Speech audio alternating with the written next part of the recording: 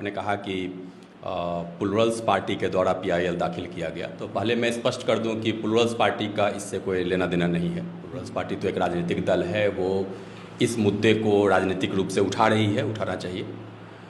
लेकिन यह पीआईएल जो है जनहित याचिका, वो बिल्कुल मैंने अपने व्यक्तिगत रूप से, व्यक्तिगत क्षमता के रूप में, व्यक्तिगत कैपेसिटी में, पर्सनल कैपेसिटी में मैंने यह पीआईएल दाखिल किया है, पार्टी ने दाखिल नहीं किया है। और उसके पीछे मेरे जो कारण हैं वो भी बिल्कुल व्यक्तिगत है। यह बात पार्टी को भी अच्छे से पता है, पार्टी के कार्यकर्ताओं को भी पता है।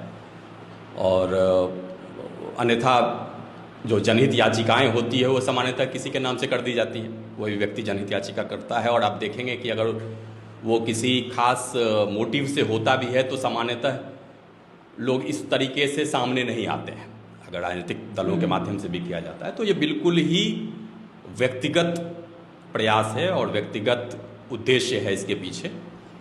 और उसका कारण यही है, जैसा आपने कहा भी कि मैं पूर्व सिविल सेवक भी रह चुका हूँ, भारतीय राजस्व सेवा का मेरा काडर है और मैं यहाँ पर अधिकतर समय, लेकिन मेरा बिहार यहाँ पर प्रशासनिक सेवा में मेरा 10 साल का लगभग डेपुटेशन रहा, प्रतिनियुक्ति रही, तो मेरा ज़्यादातर समय यहीं बीता, अपने पेरेंट कैडर में, राजस्व सेवा में कम बीता।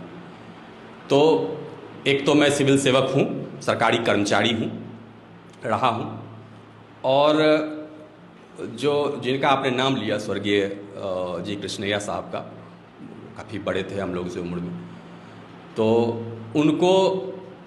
उनके बारे में बचपन से ही या किशोरावस्था से ही काफ़ी सुना है। और वो घटना, वो दिन आज भी याद है। उस समय मैं पटना कॉलेज का छात्र हुआ करता था, यहीं जैक्सन छात्रावास में मैं रहता था। 1994 की 1994 की बात है, जिस दिन यह घटना या दुर्घटना हुई थी, या जिस दिन इस अपराध को अंजाम दिया गया था। तो वो आजकल तो पढ़ाई लिखाई का कहीं माहौल है नहीं, अब तो देखेंगे छात्रावासों में भी कुछ पढ़ाई लिखाई होती नहीं है। उस समय हम लोग जब नए नए आए थे तो उस समय कुछ माहौल बच गया था। हम लोग वो आखिरी पीढ़ी थे जहाँ छात्रावासों में पढ़ाई होती थी और काफ़ी हाई स्टैंडर्ड था। अभी के लोग तो कल्पना ही नहीं कर सकते हैं, आज के बच्चे कल्पना ही नहीं कर सकते हैं कि उस समय कितनी अच्छी पढ़ाई होती थी और कितना अच्छा माहौल था। तो सभी लोग यूपीएससी की, सिविल सेवा की तैयारी करते थे, सबको आईएएस आईपीएस बनना था, मुझे भी बनना था।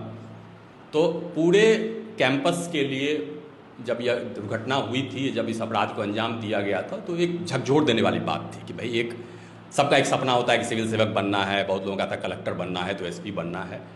और एक जिला अधिकारी को, एक कलेक्टर को गाड़ी से खींच करके और पीट कर मार दिया गया। इस बात को मैं प्रत्येक शब्द पर इसलिए जोर दे रहा हूं ताकि ये सिर्फ एक खबर नहीं है, लोगों को इसकी पीड़ा को समझना पड़ेगा कि आप एक भीड़ में आपको खींच करके और आपको तब तक पीटा गया जब तक कि आप मर नहीं गए। इससे ज़्यादा दर्दनाक मौत किसी इंसान की क्या हो सकती है। और वो एक महज इंसान नहीं थे, वो एक जिला पदाधिकारी थे। तो एक व्यक्ति के रूप में ये बात बिल्कुल चोट पहुंचाने वाली थी, आज से 30 साल पहले 1994 में भी, और ये आज भी है। और जो भी कोई व्यक्ति अगर संवेदनशील है, जो भी व्यक्ति संवेदनशील होने का दावा करता है, मैं करता हूँ, तो इस मामले पर चुपचाप अन्याय होते हुए देखना ये संभव नहीं है।